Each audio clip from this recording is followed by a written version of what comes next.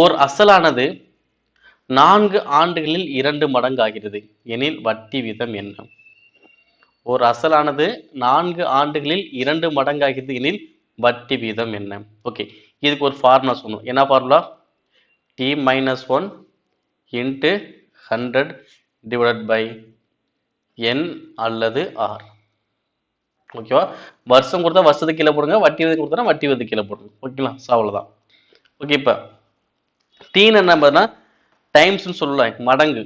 Okay, இப்போ பாருங்க, இப்போ டீன் எவ்வளோங்க?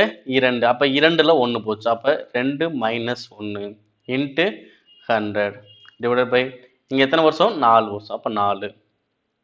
அப்போ 2ல் 1 போச்சுன்னா 1 இன்ட்டு 100 வகுத்தல் 4. ஸோ அடித்தோம்னா 25 நாங்கள் 100. அப்போ வட்டி வீதம் எவ்வளோ வரும்? 25%.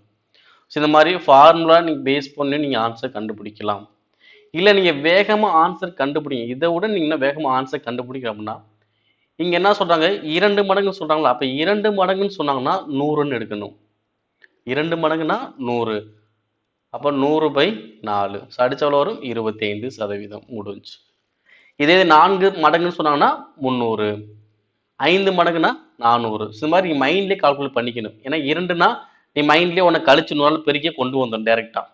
ஸோ இந்த மாதிரி எழுதி நீங்கள் ஆன்சர் பண்ணாலும் உங்கள் டைம் மிகப்பெரிய அளவு வேஸ்ட் ஆகாது.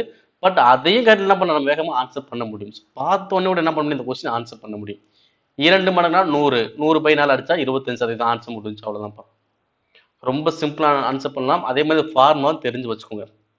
t-1 இன்ட்டு 100 டிவைடட் பை ஆண்டு அல்லது வட்டி வீதம். ஸோ எது கொடுக்குறாங்களோ அதை மட்டும் கீழே போட்டால் போதும்.